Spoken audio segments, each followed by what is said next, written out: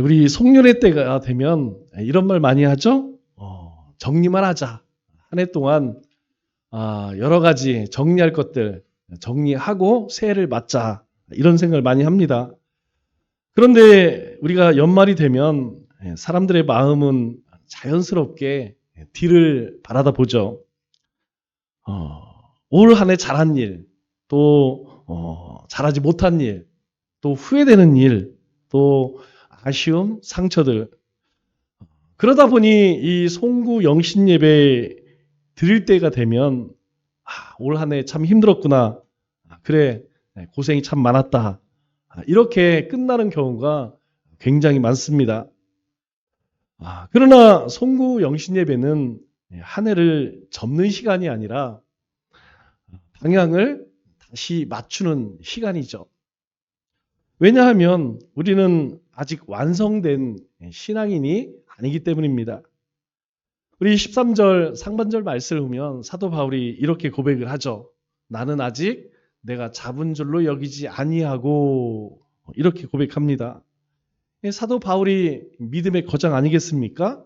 그런데 나는 아직이다, 이렇게 고백해요. 나는 아직이다.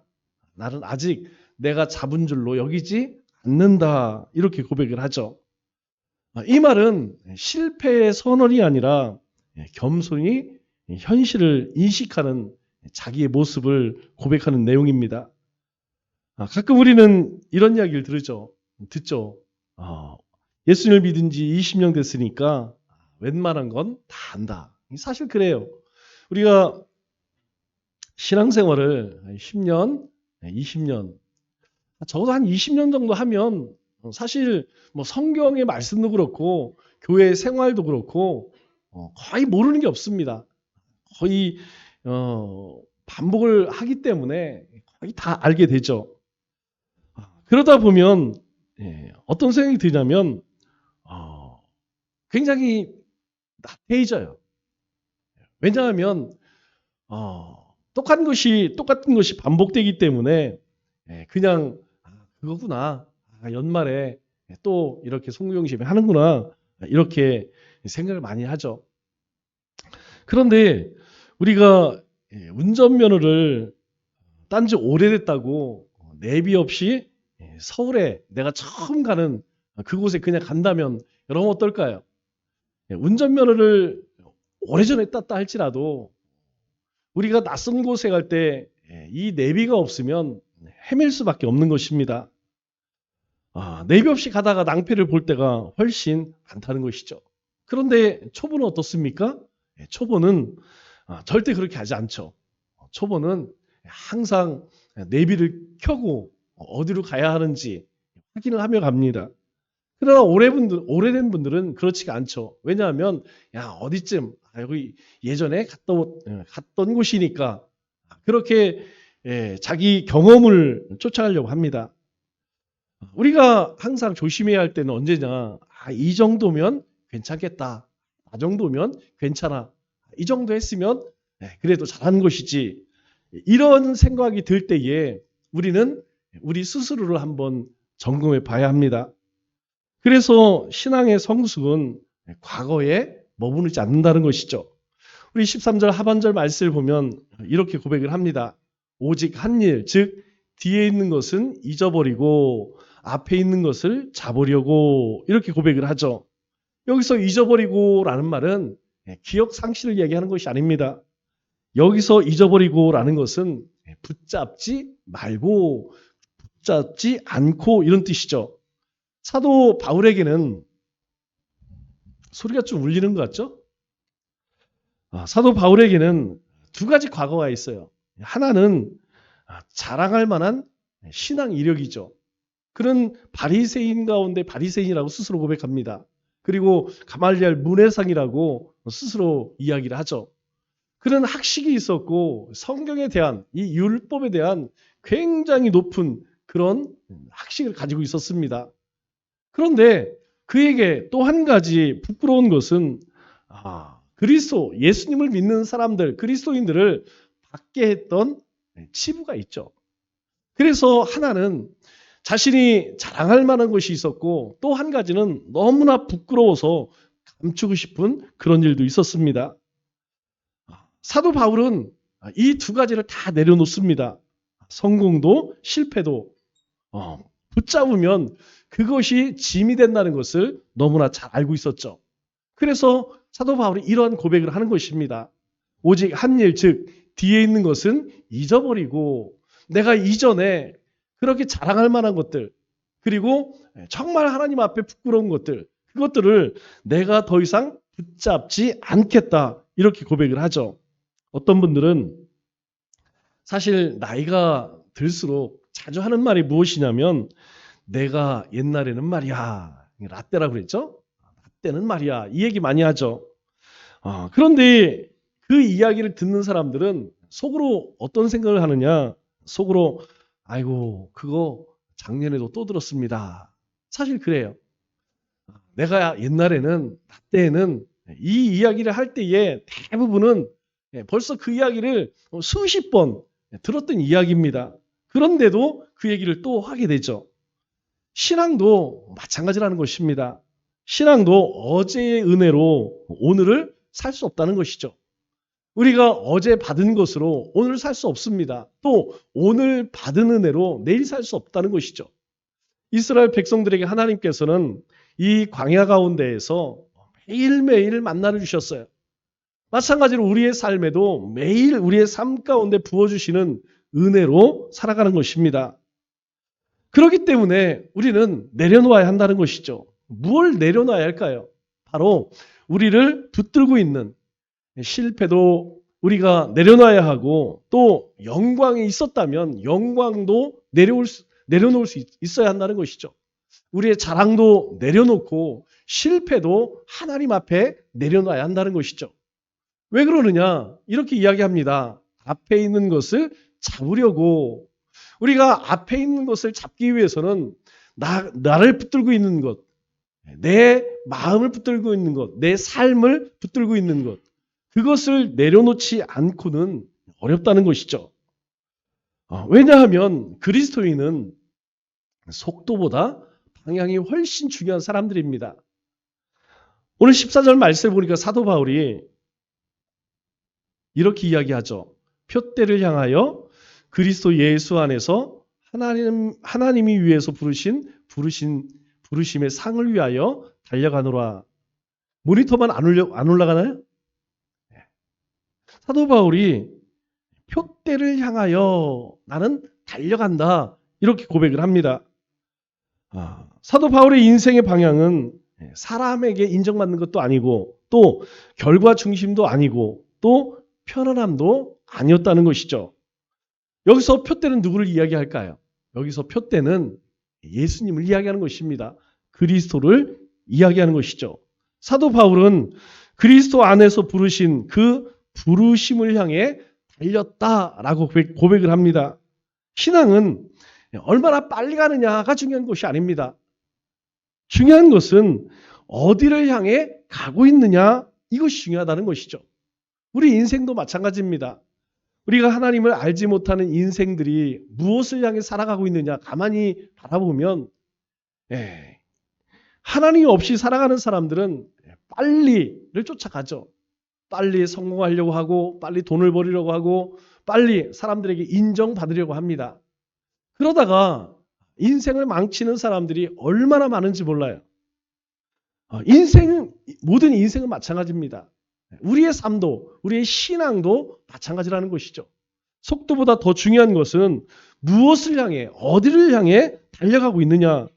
어떤 성도는 빨리 가지만 방향이 틀린 사람이 있어요. 여러분, 그러한 성도가 칭찬받을 수 있을까요? 빨리 가지만 방향이 틀렸다면 그것은 하나님께 절대로 인정받지 못합니다. 그러나 천천히 가지만 올바른 방향으로 간다고 하면 하나님은 그 삶을 기뻐 받으실 거예요. 왜냐하면 하나님께서는 우리가 성경을 통해서 속도를 책망한 적이 없습니다. 내가 왜 그렇게 늦게 너 믿음이 자라지 않느냐? 내가 왜 그렇게 일을 못하느냐? 하나님께서 그것에 대해서 책망하지 않으세요. 하나님이 항상 보시는 것은 무엇이냐면 방향이라는 것이죠. 하나님께서 이스라엘 백성들이 애굽에서 나와서 가나안 땅을 향해 갈 때 또 이 가나안 땅에 들어가 정착한 이후에 하나님께서 줄기차게 말씀하는 것이 무엇이냐면 너희가 하나님만 섬기라는 것이죠. 하나님 말씀에 귀를 기울이라는 것이죠. 너희가 절대로 이방을 섬기거나 아니면 세상 사람들을 사랑하는 방식을 쫓아가지 말라고 그렇게 말씀하십니다. 왜 그럴까요? 그리스도의 방향은 언제나 하나님을 향하고 있기 때문이라는 것이죠. 그래서 그리스도의 삶은 그렇습니다. 주님보다 말씀보다 더 빨리 가려고 하면 안 된다는 것이죠. 하나님께서 우리에게 뭐라고 말씀하시는지, 성경이 나에게 뭐라고 말씀하시는지 우리는 이 말씀을 잘 들을 수 있어야 합니다. 주님께서 우리에게 하시는 말씀을 듣지 못하면 우리는 엉뚱한 방향으로 갈 수밖에 없다는 것이죠. 송년 예배의 목적이 무엇일까요? 송년 예배의 목적은 하나입니다. 한 해 동안 참 수고했다. 이게 아니죠. 이 송년 예배를 드리는 목적은 다시 달리자라는 것입니다.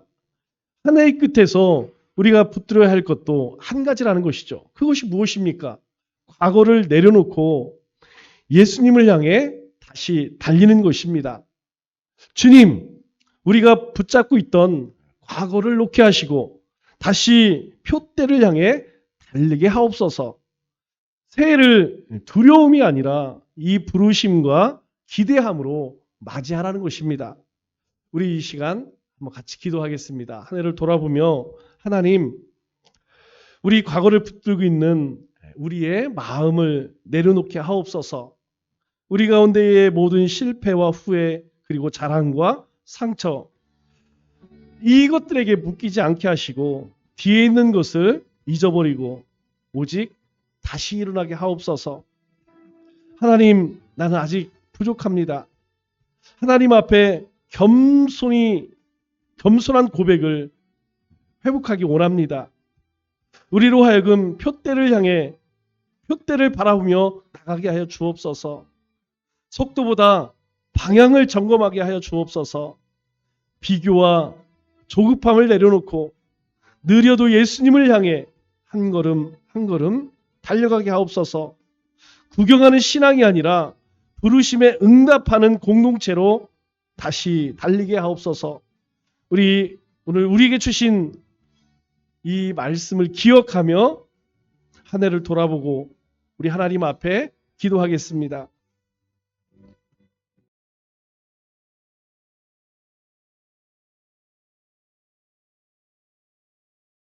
18절 말씀 보니까 과거에 묶여 살지 말라 이렇게 말씀합니다. 너희는 이전 일 이것을 기억하지 말고 그리고 옛날 일을 생각하지 말라. 여기서 기억하지 말라라는 뜻은 어떤 의미일까요? 여기서 기억하지 말라는 것은 집착하지 말라는 것이죠. 그것에 매이지 말라는 것입니다. 무엇 때문에 이런 말씀하실까요? 이스라엘의 이전에 그들은 어떤 일을 했습니까? 이스라엘 역사를 돌아보면 그들 가운데에 하나님께 순종한 일도 있지만 불순종한 일이 훨씬 더 많죠. 특별히 이사야 선지자가 활동할 때에는 이제 이스라엘이 거의 패망, 이제 망할 직전에 이르렀을 때예요. 그 이전에 남북으로 나뉘었고요. 그 전에 왕을 세웠지만 실패했습니다. 사사들을 주었지만 이스라엘 백성들은 하나님께 돌아가지 않았죠. 그러나 그들이 가나안 땅에 들어오기 이전에는 좀 달랐습니다. 비록 불순종했지만 그들은 하나님의 은혜 가운데 광야 40년을 지나왔고 하나님께서 요단강을 가르셨고 그래서 마른 땅을 지났고 하나님이 이스라엘을 위해 싸우셔서 그들은 이 가나안 정복 전쟁에 승리했죠. 그들은 하나님의 영광을 보았습니다. 그리고 그 이후에 그들은 또한 실패했죠. 오늘 우리에게 하나님께서 뭐라고 말씀하시느냐? 이사야 선지자를 통하여서 그것들, 너희의 그 이전 일들, 그 예전 것을 더 이상 붙들지 말라. 그것을 생각하지 말라. 이렇게 말씀하시죠. 지난 한 해를 돌아보면 우리 가운데에도 참 후회되는 일이 많이 있어요. 또 반면에 하나님께서 우리 삶 가운데 이루신 일도 많이 있습니다. 그러나 너희 가운데 그 부끄러운 일들이 있다면, 불순종했던 일들이 있다면 그것을 더 매이지 말라는 것이죠. 그것을 붙들지 말라는 것입니다. 하나님께서 영광스러운 역사든 부끄러운 역사든 그것을 더 이상 붙잡지 말라는 것이죠. 왜 그렇습니까? 그것에 붙들리면 앞으로 나갈 수가 없는 것이죠. 과거의 은혜는 그저 감사의 재료입니다. 우리가 과거에 하나님께서 행하신 일이 있다면 우리가 해야 할 일이 뭘까요? 그것에 우리가 감사하는 것입니다.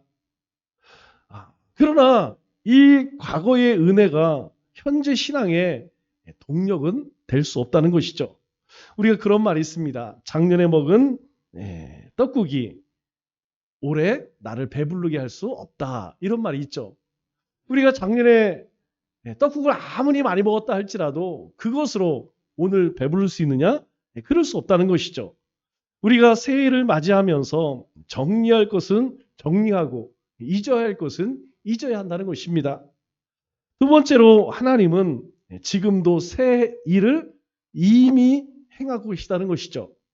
9절 상반절 말씀을 보면 내가 새 일을 행하리니 이제 나타낼 것이다. 이렇게 말씀합니다.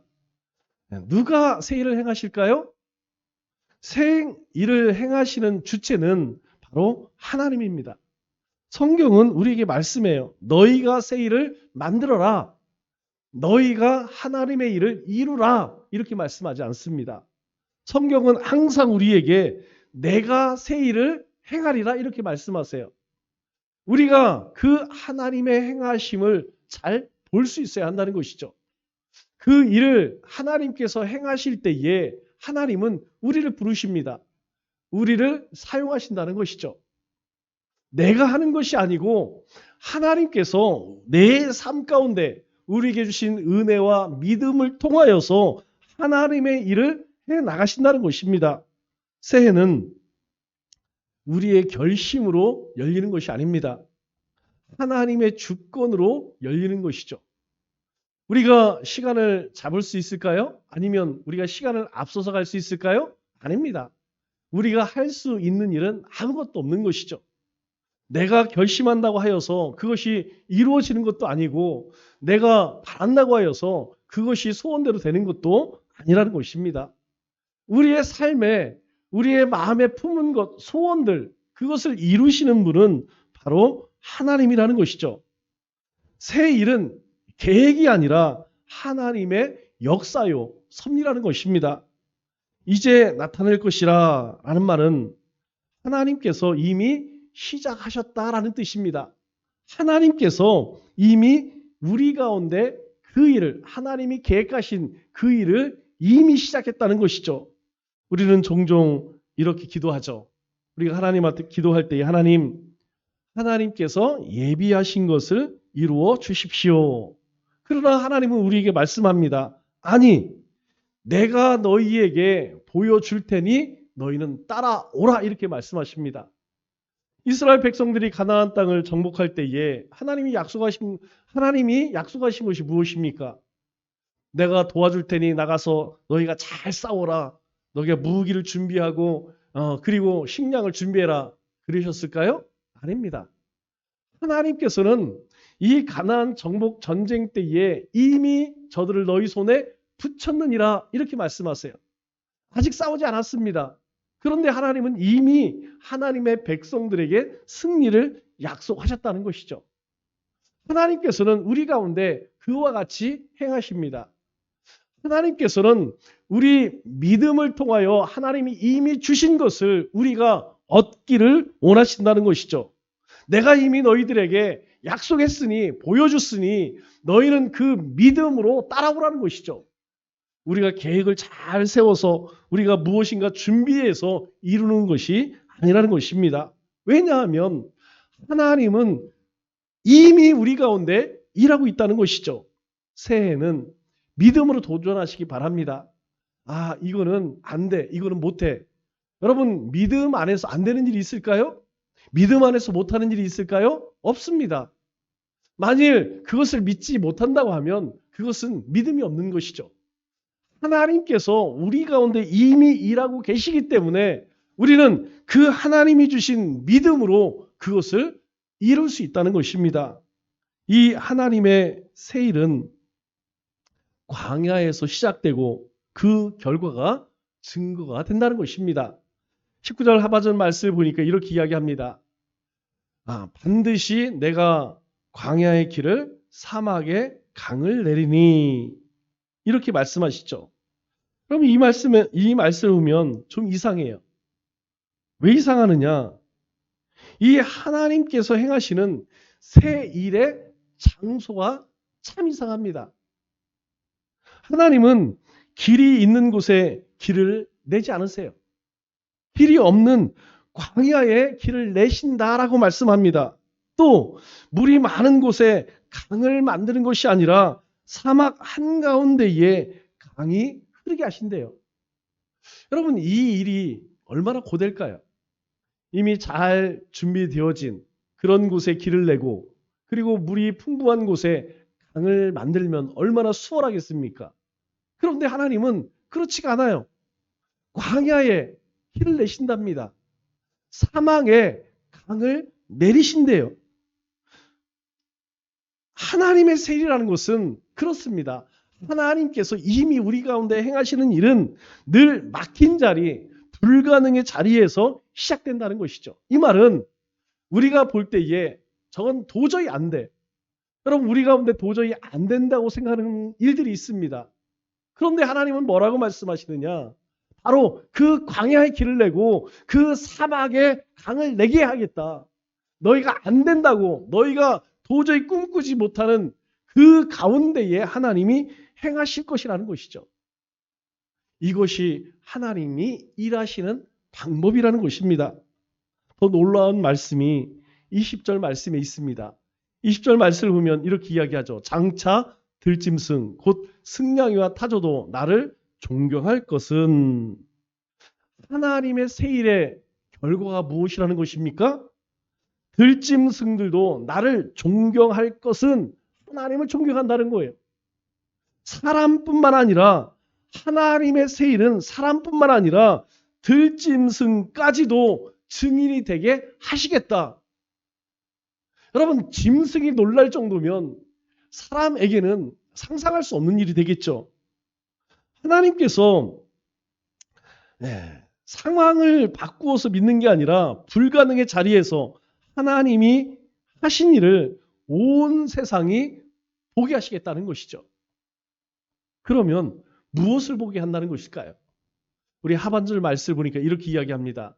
내가 광야의 물을 사막의 강들을 내어 내 백성 내가 택한 자에게 마시게 할 것임이라. 누구를 위해 하느냐? 내 백성 내가 택한 자 그들 때문에 광야에 물을 내고 사막에 강을 내시겠다는 것입니다. 도저히 모든 사람들이 안 된다고 하는 불가능한 일들을 하나님께서 우리 가운데에 행하시겠다는 거예요. 왜?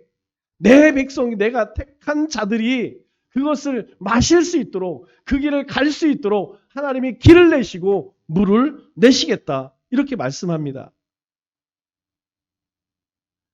바로 우리를 위해서 하나님께서 기적을 행하시겠다는 거예요.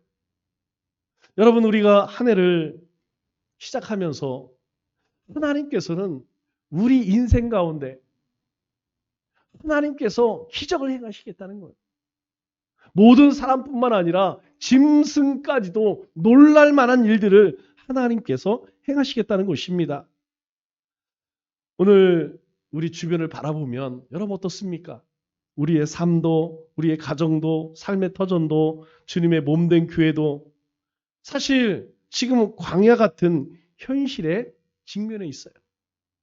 우리는 믿음 안에 살기 때문에 여러분 지금 세상을 바라보면서도 여러분 큰 걱정하나요?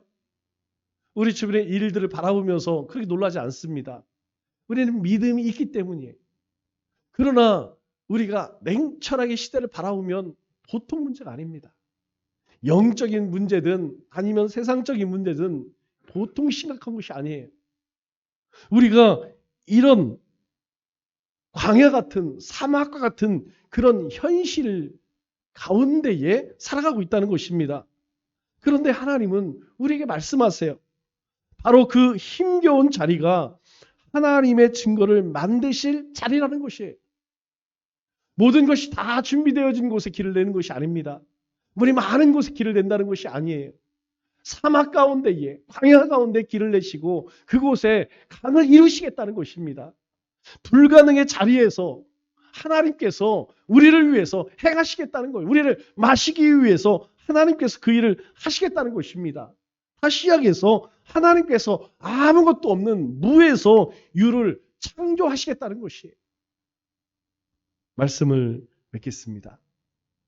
새해는 지난해와 다른 해가 아닙니다. 새해는 다른 믿음의 해라는 것이죠.